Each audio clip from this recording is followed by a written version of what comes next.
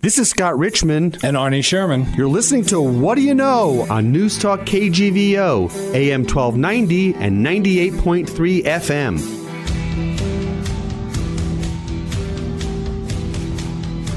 Arnie, good morning to you. How are you today? Scott, it's been a while. How you been doing? It's been a long while. I know. You know, we have a lot of shows in our archives, and over the holidays we've been playing them. But now it's time, as we're moving into 2020, to do some new things. And we have a few good guests lined up over the next few weeks that I'm excited about.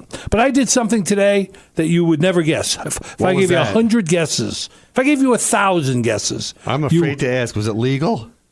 Yes, it was legal. It's just, knowing me, you would probably not think that this would be something that I would do. So I'll tell you what I did. Wait, can I guess? All right. Okay, guess. Try to guess. Did it have to do with fitness? No. Did it have to do with dining? No. Did it have to do with sports? No. Did it have to do with clothing? No. Travel? No. Arnie, did you see a therapist? No. So nothing about you. Yes, it is something about me. All right. But what's those things? I give. I went into a recording studio and began to lay down tracks for an EP I'm doing. Music. So what are you doing? You're branching out into music from podcasting I to just, radio on my bucket list always was, for a guy who has a very limited vocal range. Right.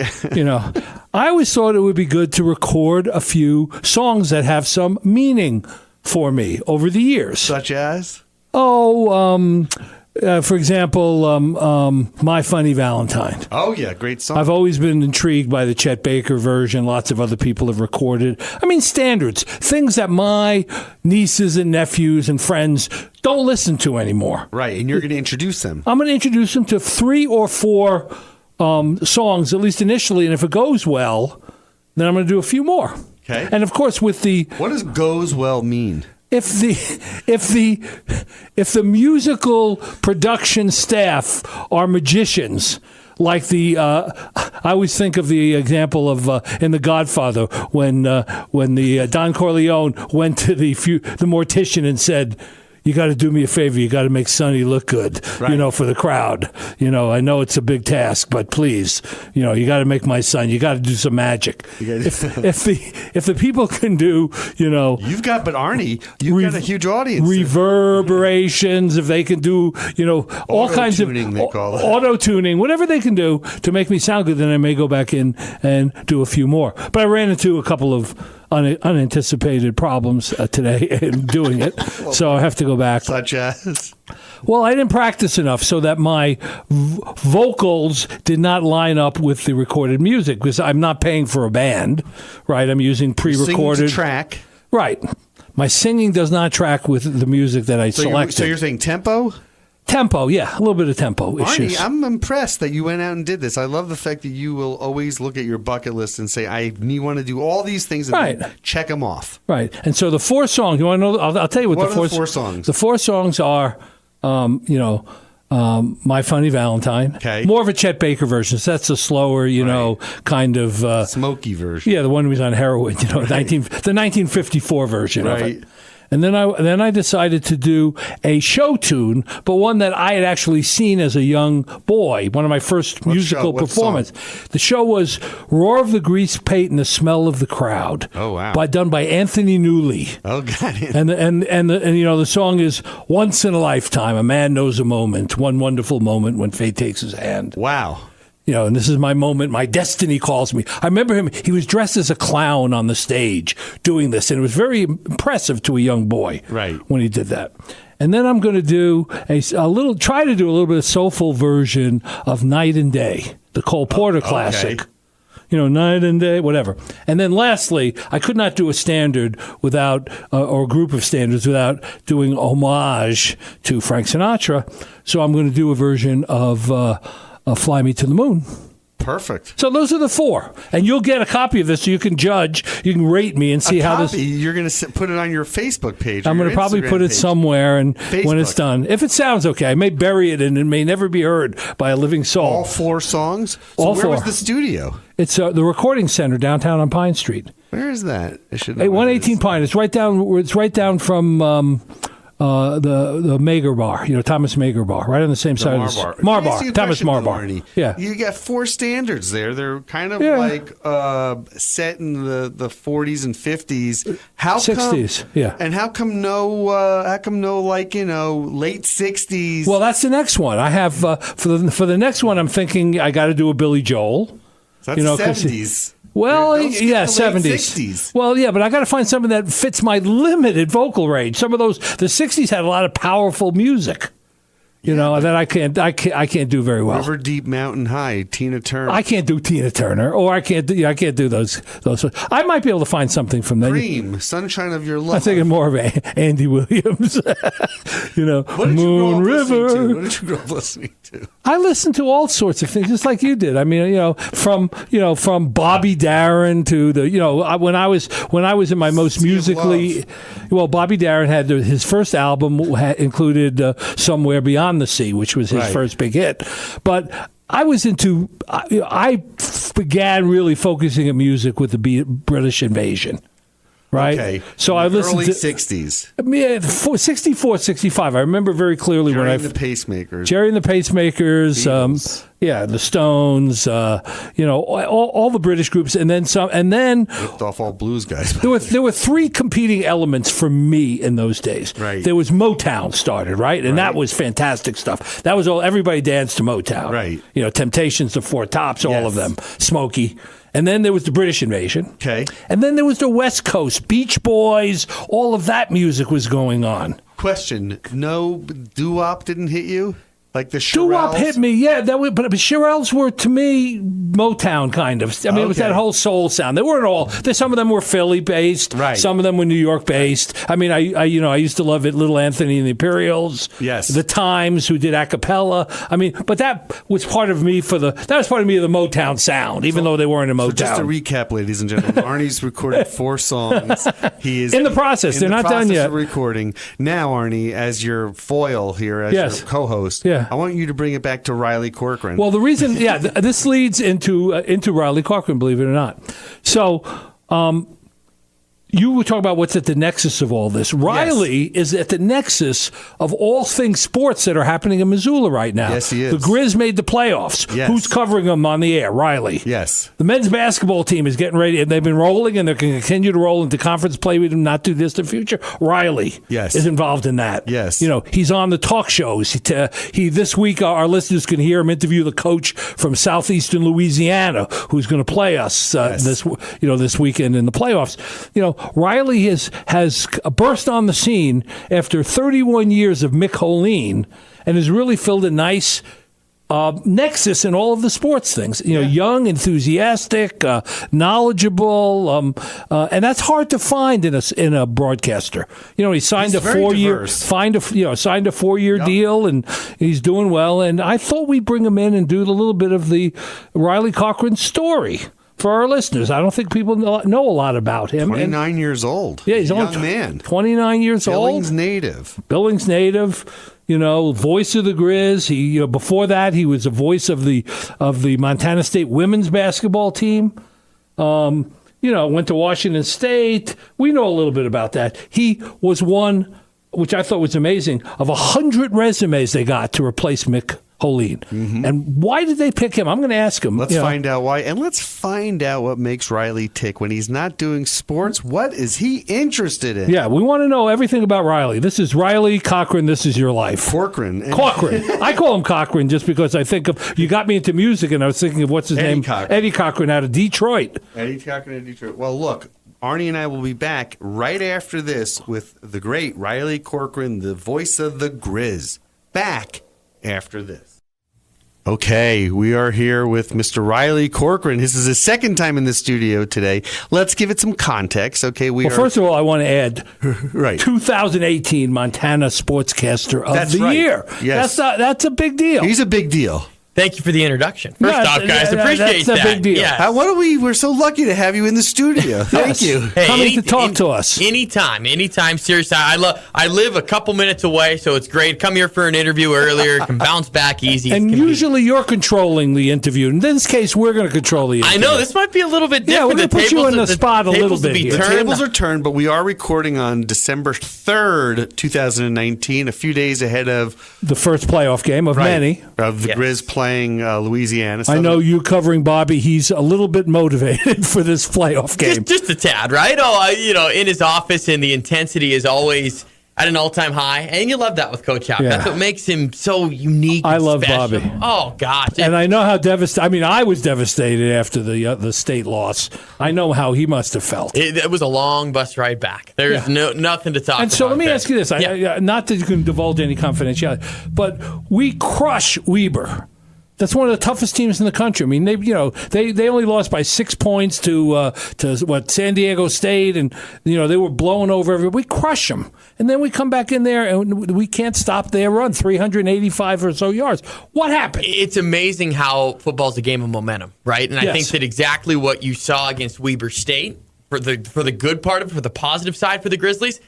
It was the flip side over in Bozeman. It can spiral out of control so quickly. And I think whoever delivers the first punch, that's kind of a football's term. Yeah. Boy, I tell you what, that's exactly what happened. The Grizzlies. Momentum. Well, the first play, there was an interception, and that kind of puts you all off kilter, right? And it does. It takes you out of the rhythm a little bit. Grizzlies were banged up, and that's what Coach said a little bit afterwards, that the gauntlet of the schedule did get to them in the sense of, man, when they got down 17-0, they just really didn't have an answer. And that was disappointing to see, because you're coming off such the high against Weber State. And I think from the mental side of it more than anything else, just getting the guys up week after week. That's part of what comes with playing at the University of Montana. So that's first off. You're going to have that target on your back. But just the fact you played Weber State, the class of the league the last 2 years, then you're gearing up for the Cats, who obviously we know what that game means. Where on the flip side, Montana State had a couple of softer opponents coming in. That does play a little bit of a factor, I'm sure, I think. They weren't as banged up because of the softer opponents. What's it like with you and Greg in the booth as you're starting to see this unravel? What's the conversation in between, at the breaks? Holy crap. Yeah, pretty much. Well, we are. We're fans like you guys. I mean, we're taking off the heads like, going, man, what is going on right now? This is not the same team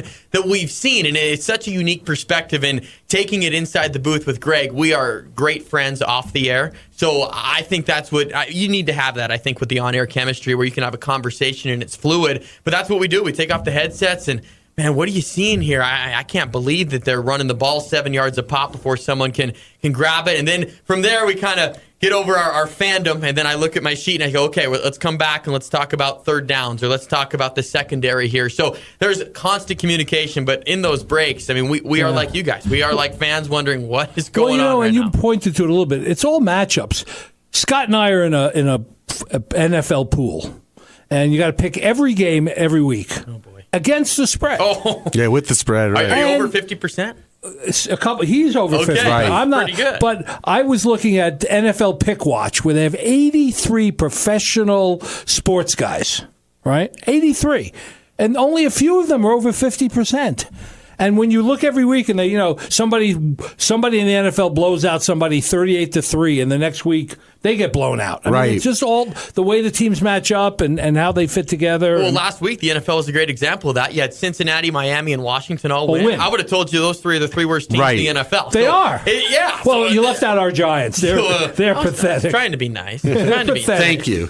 They're pathetic. So let me ask you this. So are the Knicks.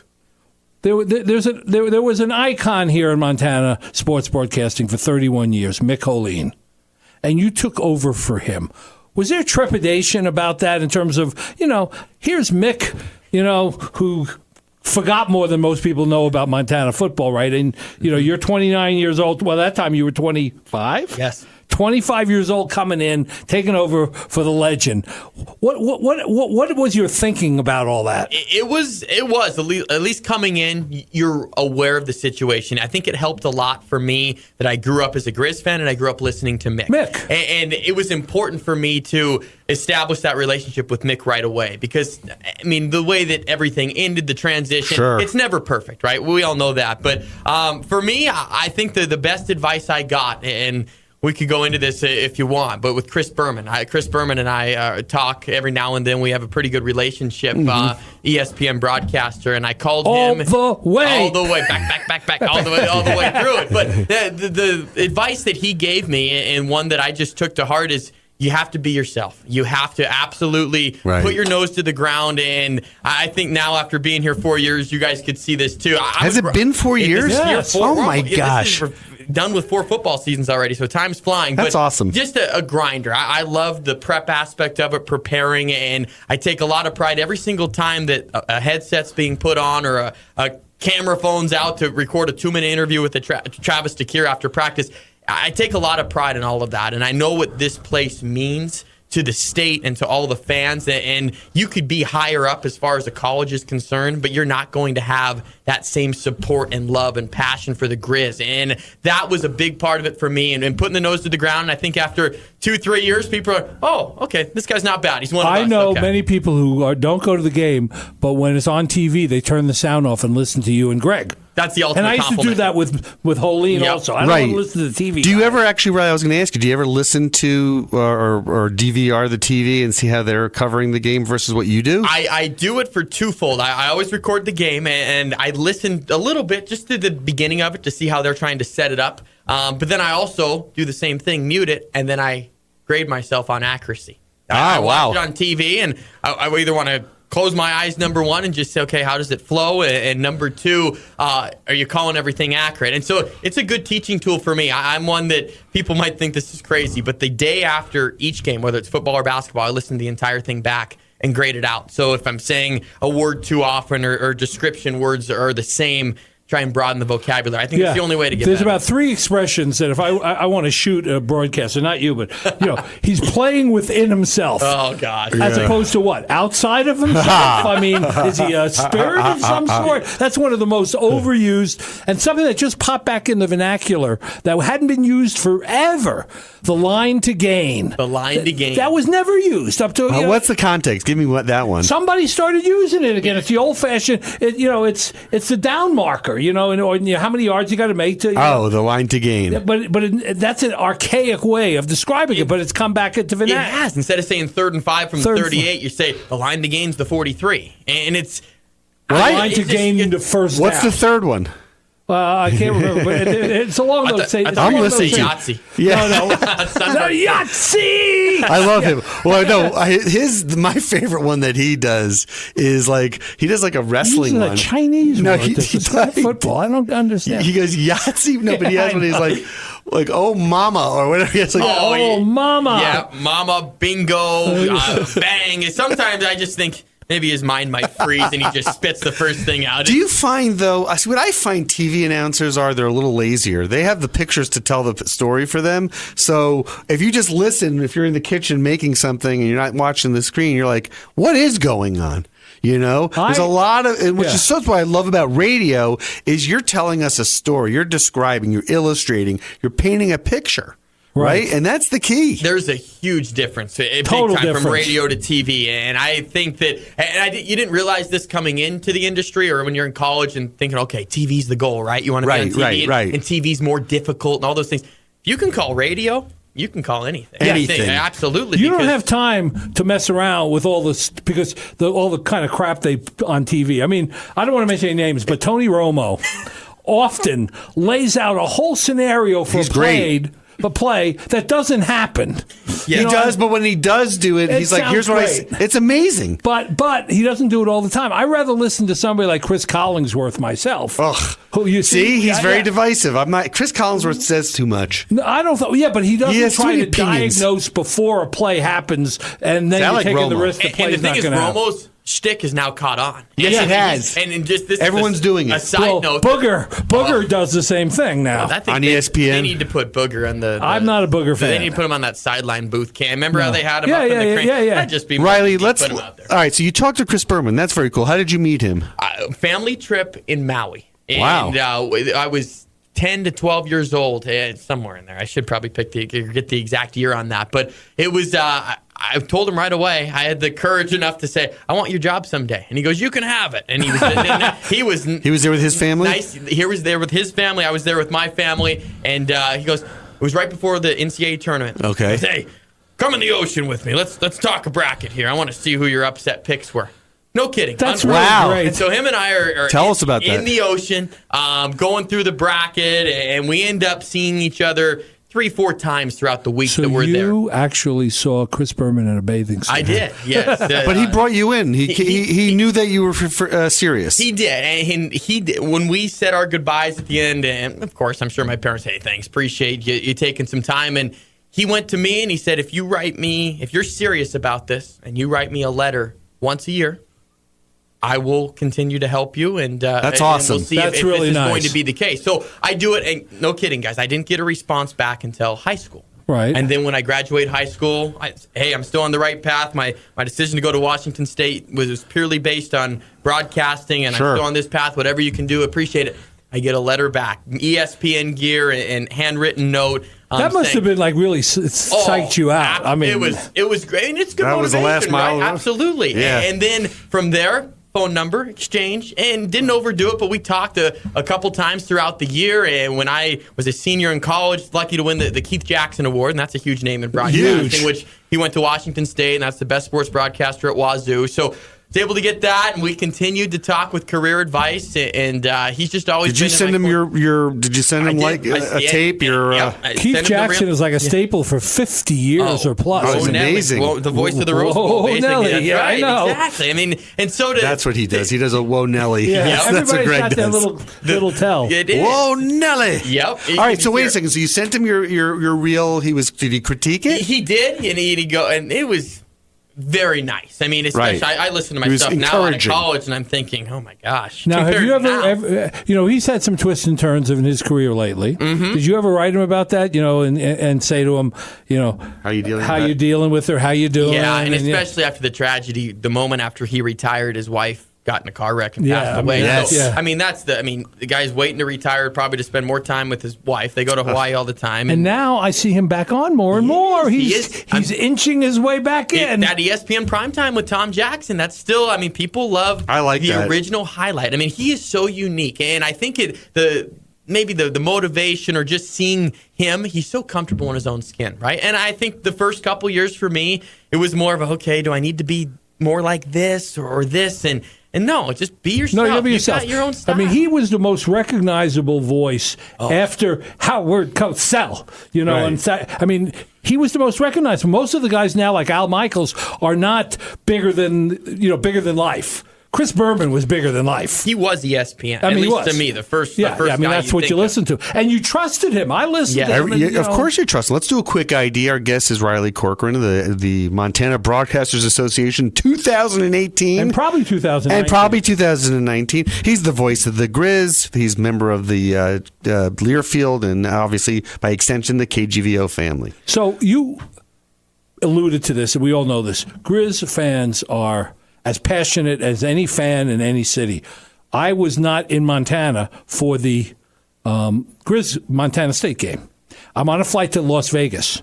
Everybody on the flight, I'm not exaggerating, there was 125 people. Everybody's in Grizz gear. That's amazing. And somebody comes up to me that I know that's on the flight, the attorney in town here, Paul Ryan, and he's in Grizz gear, and he says to me, you going to the game tomorrow? We're flying to Las Vegas. I said, what do you mean? He said, well, everybody goes to Torrey Pines in Las Vegas to watch the Grizz game. Did you go? So I would go to Torrey Pines. That's great. There's a huge Grizzly, and this is in a strip mall. It's a Vegas bar. Vegas strip mall bar. A Montana bar in Vegas. It's in a strip mall. Awesome. It's so packed. There's not a seat inside. It's the size of the press box, and there's not a seat inside. They roped off the outside area, and there are all these people outside drinking. They backed up a U-Haul and put a big screen TV in the back of a U-Haul so they could broadcast on the outside. That's great. That's in Las Vegas. That's fandom. There are 400 people that are in Grizz. Did you get a seat? Las Vegas. No, I couldn't. A place, and I went there an hour and a half early, and they said no, people were there since 9 o'clock in the morning. That would have been like 9:30 in the morning, then, right? Because the game's at 11. Yeah, yeah. It was crazy. I've heard about Torrey Pines, the legend of Torrey Pines, but I haven't been there, so I think I need to. Next time you're in Vegas, so you could talk about it on the air. Exactly. They cover every Grizz game, and it was fascinating. You walk in, and there's every Grizz jersey. You see Mark Mariani's jersey. You see all the greats. It was really interesting. Let me ask you a question, Riley. So as you collect these experiences of Grizz fandom or Grizz whatever, those are things you could bring on the air. I'm curious, since you started to announce for the Grizz 4 years ago, are there experiences you've had outside of obviously the booth and people you've met that you've actually been able to share with the audience? Without question. And I think the most beneficial part of what I do, and this is crazy, to say this it carries the weight, but is the GSA Spring Tour. And to go out in May, I'm on every stop with Coach Hal, Greg Sundberg, Kent Haslam, and we go around the state, and you get to have that connection with Grizz fans. And I'm telling you guys, it's the most special part of what I do, because those are the people that are listening. Those are the people that care. They're the ones that drive the interest, and you see it from Sydney all the way to Libby, everywhere in between. It is just really awesome to go on that tour, and that's where I maybe draw most of the experiences with hearing what they have to say and just people you've met. Exactly. So did you get hired by Kent? Did Kent Haslam hire you? Yes. And he had over 100 people apply for the job. Yes. So why did he pick you? Montana native, I think helped. So you didn't have to explain where Libby and Sydney were. Yes, and he didn't have to tell me who Larry Kristoviak was or any of those things. And what a red beer was. Exactly. And I think that connection helped. Growing up a Grizz fan and just with where I was at in my career, I was ready to pounce on this job. This is the job I had in mind. It really was. So it's kind of storybook in a way. It's easy to say now, but it is the truth. Because then you were in the enemy. You were doing Bobcat, ladies basketball. I had to go to purgatory for a little bit before I could appreciate it, right? But that story, you go to North Carolina for a summer, and I met Tom Bowman, who was the head of Learfield, for all the broadcast side of things. And I went to him and I said, hey, I want to get into college sports. This was my passion. I did it at Washington State. There's something different about it compared to the pros. And I will go anywhere in the country. Prove that by going to North Carolina and doing baseball for a summer. Wearing a suit. I don't know what I was thinking, all that humidity. That was terrible. But I said I'd go anywhere, whether it's Maine, Florida. And he goes, well, I have one opening for next year. And he goes, it's actually the city that's closest to your hometown of Billings. I said, no way. He goes, the number 2 at Montana State's open. Would you take it? And I asked him, I said, would it hinder my ability later on to go to the Grizz, if that's a possibility? And he goes, no, you just need to get reps right now. So, so going to that's good. For a couple, it was good advice. It was. It was good advice, and it was a no-brainer decision because, hey, he had to come back home, was able to balance that out in my mid-20s as everyone tries to figure out what life's path is. And you're only 29, right? Yes. So Riley, I'm sorry. I was just going to say, so you living the dream. What could be better than this for a Grizz fan? That's a really great question. I tell you, when I go to work every day or just continue to do my prep, I pinch myself, going, "Man, this is your job." Well, you live in Montana too. That's the other part. That's amazing. Quality of life. People don't. People don't understand with the broadcast world. We do. You guys, absolutely. Where you could do a job that you want, but you might not live in a. Bobby's a good example. He went to Vegas. He went to San Diego. He wanted back in Missoula. Yes. You know how it is when you get off the plane in Missoula. You're happy to be here. You're happy to be here. Well, did you watch UW versus Wazoo last week? I did. Oh my God! Good game though. It was. Poor Cougs. They just can't get over. And the UW coach is stepping down. That was a shock to me. What's that about? He said he needed to recharge. I thought maybe he's going to go to USC. But no, I really think he's just had enough. He was at Boise State with the grind, and he's probably thinking, you know what, you can't. In college football coaching, as you guys know, it's brutal. If you don't continue to stay at the top, like this wasn't a bad year for Washington. They went 7-5. They still beat. That's the Cougs. A bad year for them. Just like around here, people, we go 7-5. People talk about firing the coach. That's the big talk. Exactly. Yeah. So here's my prediction. We'll see if it comes true. Dallas Cowboys. I hate. Next coach. Urban Meyer. Ooh, Lincoln Riley, Oklahoma. You think Lincoln Riley? I like Urban Meyer. Or Jason. I think Urban Meyer. His tradition from Ohio State going in there. I think those Jason Garrett is not even in the ground. Jason Garrett. I know. He's like a puppet for He's going to end J.R. up. Jones. He's going to end up on the Giants as the offensive coordinator. For who? For which coach? Not Shermer. For Shermer. He's gone. Did you see what Jerry Jones said today? What? Someone asked him about Jason Garrett, and he goes, I bet he's a coach in the NFL somewhere next year. He said that? Oh, my gosh. But he didn't basically say, I'm going to fire him, but I bet he lands on his feet. How about that? I want to switch gears for a second. Okay. Montana's a football town, and everywhere. You're either a Bobcat or a Grizz. That's it. I mean, there are other schools that play football, but nobody really pays that much attention to them.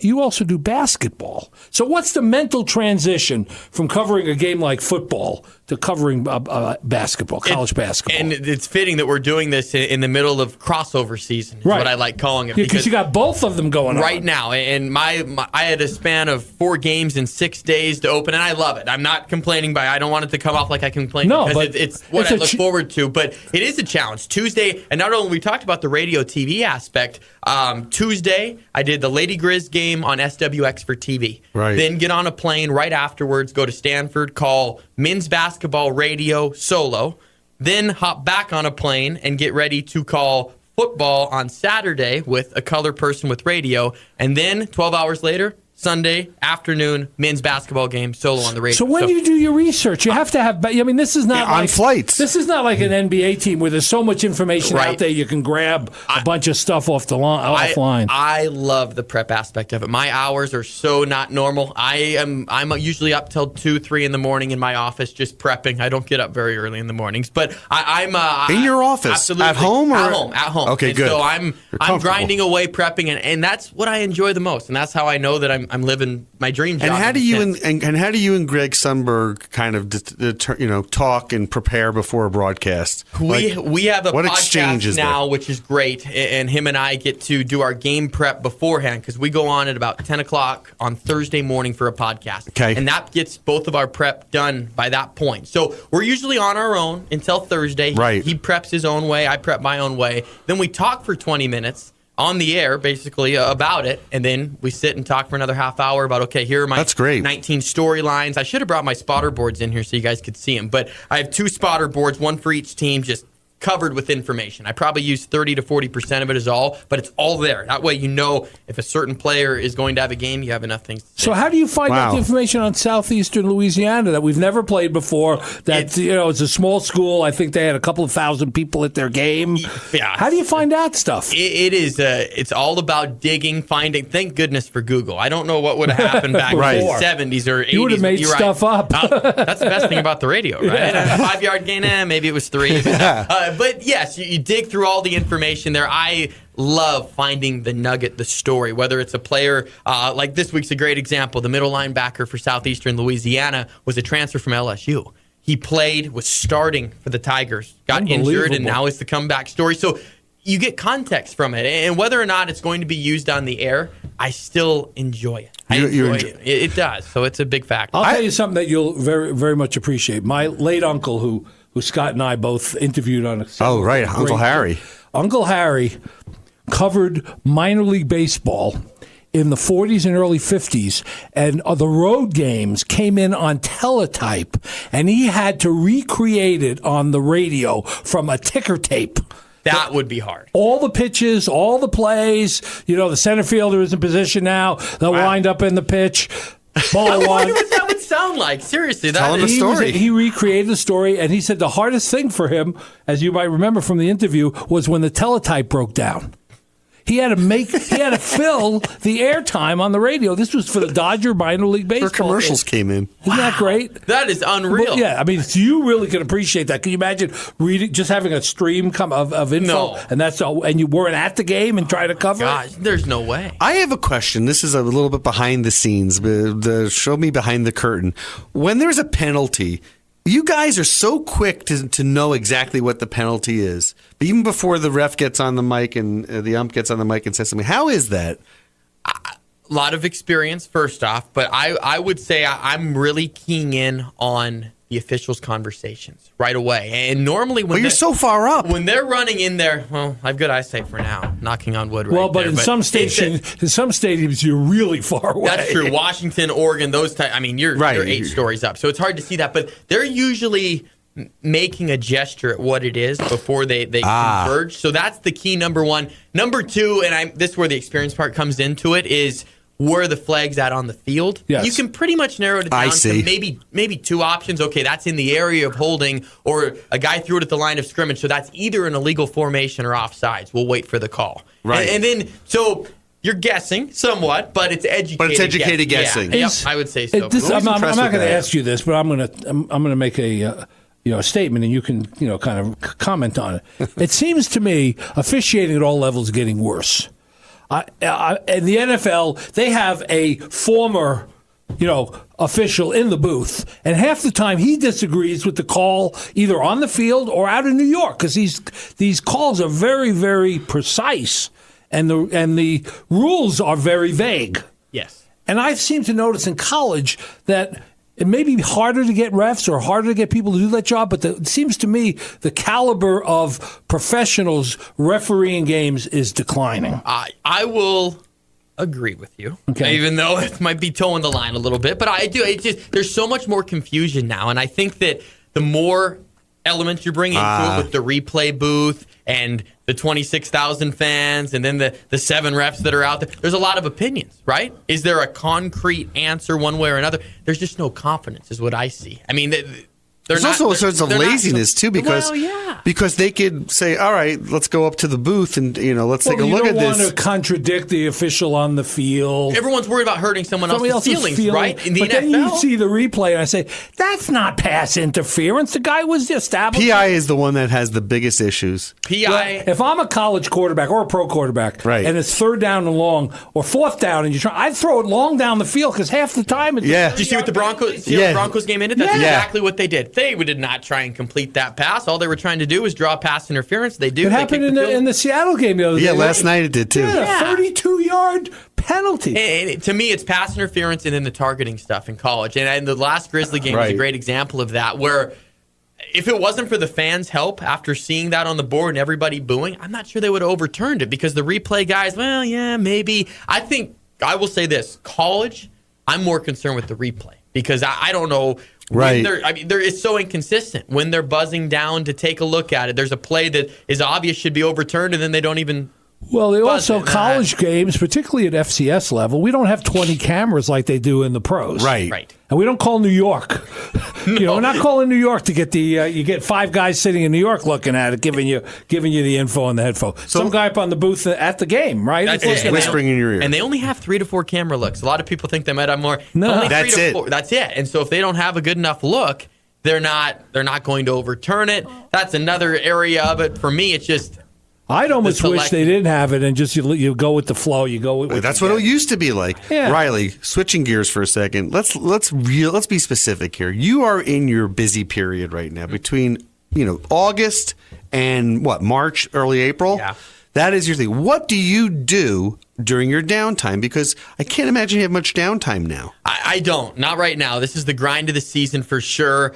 And for me, and this is where I'm lucky, because a lot of play-by-play guys throughout the country, they do. They have their seasons, and then the moment basketball's done, they get to take a break. Right. For me, April is softball. I do every home softball game. Oh, my God. As well as spring football, and covering that for Grizz Athletics and being at every practice there. So April's still busy, not as busy as the grind of what we're going on now. May is the entire spring tour, where we go to 16 places in a span of 3.5 weeks. So that's every day we're somewhere different, and that's traveling around the state. I would say I have 2 down months, and that's June and July. And I spend a ton of family time enjoying that. But SWX picked up the Osprey games, now the Paddlehead games, on TV. And so I'm lucky enough that I get to do pretty much as many games as I want. I did 12 last year, and you can just pick and choose. So you're going to do baseball too. So it's well-rounded. So what do you think is going to happen if the major leagues eliminate the 38 teams they're talking about eliminating? It's pretty sad. I really think that you'll see an independent league kind of come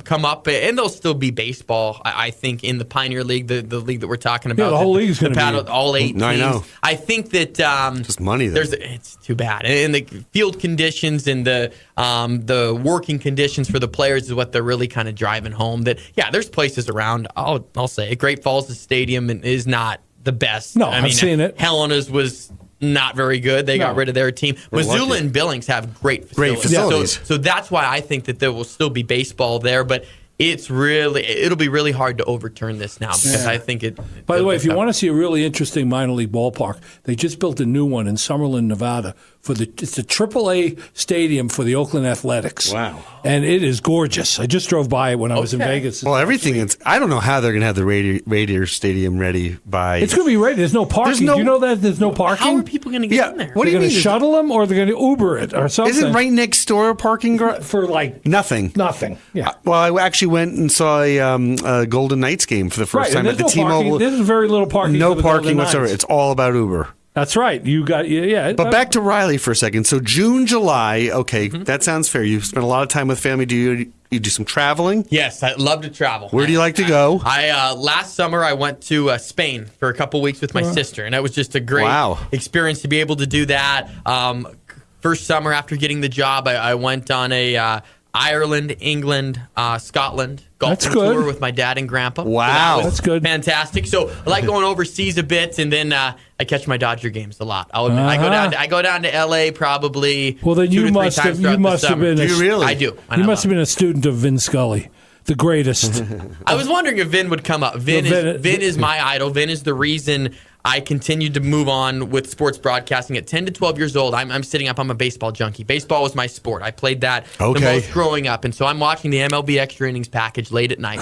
And my folks are saying, hey, ready for bed type deal. And no, I gotta listen to Vin. I was always finding myself watching the Dodgers. And I'll admit I didn't really have a team growing up. You live in Billings and you're not geographically attached to the Twins, the Mariners, the Rockies, whatever it may be. The Rockies. And I always found myself on the Dodgers. And it was because of Vin. And he is the ultimate storyteller. And that's how But he never interfered much with the game. Exactly. And I appreciated that more than anything else, that he's telling a story. Even when he was 80, he didn't interfere. And he's the only guy that can do it by himself. He was doing it by himself. That was always very impressive. That is amazing. I'm a lifelong Yankee fan. John Sterling. I was born. It is hot. It is fun. It is God. I was born 3 blocks. I remember Mel Allen and but Didn't Bobby Mercer? Even back in those days, as a childhood, there was always 2 guys in the booth. I was always enamored with the fact that Vin could do it himself. And I listened to his last game. I had tears in my eyes. And I wasn't even a Dodger fan, but the man himself was just there'll never amazing. Never be another Vin Scully. There will not, and he is right there, my number one broadcasting idol, inspiration, all of those things. Yeah, who else? So, all right, so wait a second, real quickly. Yep. Is there do you have a significant other? I do not. Oh. Do not. Hey, ladies and gentlemen, this man is single, and he's on the market. Whoever you are out there, you're going to have to compete with every sport and every season. Better like sports. You better be a sports. Sporty Spice. There we go. All right. Maybe she's married. I was thinking of the woman who does the Yankee games, who was the softball player. Who, Linda Cohen? No. On WFAN? No. I was going to Mendoza? Yeah. Jessica Mendoza. Yes. She played with Stanford, I think. She was a softball player. So you got to get somebody like that. What do you think of those sideline reporters? If they're used the right way, I think they're beneficial. If they're just there for 1 or 2 hits, broadcast hits, so to speak, it doesn't. I was watching an NFL game the other day. I think it was NFL. I'm pretty sure it was NFL. And there was an Afro-American woman, sideline reporter. I'm trying to. Pam Oliver? Tiffany? No. Oh, Christina Pink? Maybe? Yeah, maybe her. She's 19 years old. Wow. I went and looked. But she loved sports. Well, I said, this woman was poised enough. I said, this is somebody I hadn't seen before. I went online to say, where'd she get it from? And she's 19 years old. You know why, Arnie? Because these kids are on TikTok and Instagram and Facebook doing videos. Everybody's learning how to become a broadcaster in one way or another. Everyone has their own channel. Everyone has their own channel, exactly. In essence. So I could see that. Mm-hmm. So I know what he's going to be doing 20 years from now. What's that? Riley Corcoran, our guest. Riley doesn't know this, but I've already put this all together. Oh, Riley. He's going to be an athletic director. There's nobody who knows more about every team, every sport team. Would you want to do that, Riley? I would love it. I would love it. I don't know if I'd want the emails all the time. No. It seems like everyone's It's a very hard job. It is. I mean, you have to wear a lot of hats. But by that time, whenever you get tired of being a broadcaster, you're going to have covered every sport. You're going to know how they all operate and how they all work. You're going to know what good coaching means, because it does make a difference. But are your aspirations to go to the pros or to do something larger? I think that... I mean, it's too early. Right now you're happy doing what you're doing. Let's state the case. Love it. We get that, and you're doing a great job. But do you have aspirations? I do. I mean, I do. Why wouldn't you? To go to the highest of levels. I mean, when I get pro sports. Exactly. On television. I mean, you're seeing guys do the NFL, and you're seeing college football primetime at night. I feel that I'm at a spot now, and again, I definitely want to put the disclaimer out again. Not looking, none of that. I'm so happy here and fortunate that this is... You're honing your skills 100% here. Right. But, down the road, absolutely, TV comes calling. The ideal spot would be to keep this job and then travel once a week to go call a game on TV. There are people that do that. Right. No, I know. Of a school. I know. That would be ideal, whether it's a regional TV network. Hey, go call a Pac-12 game on a Tuesday. And Yes. come back and do the Grizz game. I know you know this. Mm-hmm. That's right. But because of the proliferation of every network covering sports, right? I mean, if you want to, on the NFL on Sunday, you got ESPN covering, you got NBC covering, you got CBS covering, and you got panels of guys starting at 8 o'clock in the morning. Fox. On all of them, former players. And former coaches. Right. Those guys don't make a lot of money for doing that, believe it or not. Those But salaries, they like the I know, but I'm saying if you're going to make of it a full time, Yes. You didn't have a $120 million contract to play for the Vikings. No. So you're not a retiree who's got a bunch of money and owns things, and you're in a tertiary career. This is your primary source. But I was looking at some of the people that are big names, that are Heisman Trophy winners, that are covering, that you see all the time, are making $75,000. That's nationally. Right. But you have to string together a couple of jobs. Well, they do. That's and they the key. speak at banquet. I mean, you got to hustle. I mean, there's only a few that have the big time contracts. The guy who I was most impressive working at Madison Square Garden was Kenny Albert, Marv Albert's son. Yeah. So Kenny would call a Rangers game. Kenny would call a football game. Kenny would call, and he was working for with Fox. Baseball too. Yeah, baseball. Yeah. Kenny could call anything. And again, he grew up at the foot of the master. Yeah. Right. But he strung together all these different things. He's never not busy. Yeah. Sam Rosen, same thing. Used to call the Ranger games, but then would do football for one of the networks. And there are a few of those guys. There are guys that have now branched out. I mean, Kirk Herbstreit was only doing football, and now he's college football. Now he's moved into some other sports. They're using him in some other ways and other venues. But a majority of these guys, to me, there's a big roadblock at the top. Who's going to pop out from all this and be really the go-to guy? Because there's like eight teams of two guys that are out there, and So here, ladies and gentlemen, if anyone's listening, Riley's going to stay doing football, or do football for the Grizz, and basketball. Then basketball. He wants to do pro basketball after that. Just go we're one going to thing give to the him next. baseball. He's going to go to the Dodgers. Because these guys aren't going to last. He's going to have bleed over though into in the September-October timeframe. We're trying to piece together the 12 months. After you cover 162 games, you're going to need a break and playoff games. That's actually right. Games. Yes. And if you're covering the Yankees, you're following. Well, that's this. the job of the leagues, is to make it 24/7, 365 days. Yeah. It has to be. That's where the money is. And some people don't get dislodged, like John Sterling and Susan Waldman. They've been there. I mean, he's 82. And he just missed his first game like this. I know. Is that amazing? That's amazing. Because Susie Waldman's in her 70s. I mean, they're the radio team. She is? She's in her 70s. I didn't realize she's in her 70s. My God. It's almost hard to listen to her because she has that Boston accent, but I put that aside for her. But the two of them have been doing it for forever. They're iconic. They really are. I don't even remember who was there. Do you actually peek in and listen to broadcasts from other markets? I absolutely do. Are you? So what do? You have a DirecTV package and you're just... DirecTV package. I have the MLB app too, so it's constant. And you can turn on Sirius Radio in your car and listen to the games. I can, all of it. I've got all the options. I hate to end this freewheeling conversation. We got to take a quick break. Our guest is Riley Corcoran. He is the voice of the Grizz. And we will be back with our final words with Riley right after this. All right, this freewheeling conversation is in our final segment. Arnie? So, Riley, can you catalog for us? You have podcasts. You have coaches' shows. You have social media. You're the king of all sports media in Montana. So give me the list of everything that's out there for our listeners.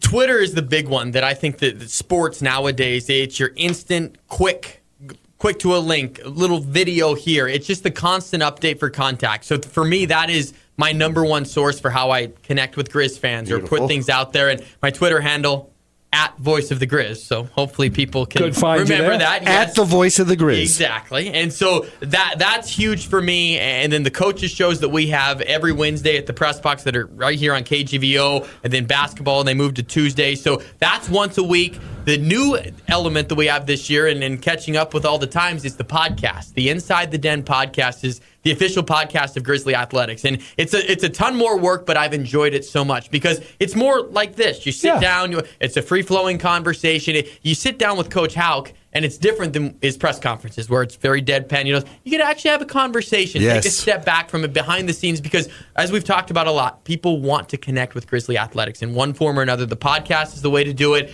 GoGrizz.com/InsideTheDen, or subscribe on any of your favorite platforms, whether it's Apple, iTunes, and anything else down the line. Then, of course, the games come into play. Obviously. Basketball and football games. And you're doing basketball. What do you do? Men's basketball? Men's basketball, home and away. Right. Of course, every football game, and then home softball games. Then you'll see me on SWX in the summer doing baseball. And you're doing that with the who's your co-host with that? For softball? Yeah. For softball, it's a... Oh, no. Don't you also do a hit with SWX now? Yeah, SWX now with Sean Rainey. Right, Sean Rainey. That's right. And I'm part of the TV show. It's actually, we record that on Sundays, and it airs on Wednesday. So pretty much every single day. There's only about, during the season from... Riley, all day, every day. There's about one day that I have where I don't have to... One quick last story for you. So I'm in Las Vegas. We go back to that. And somebody says, does anybody outside of Montana follow the Grizz? And I pulled up my phone and showed him Snoop Dogg.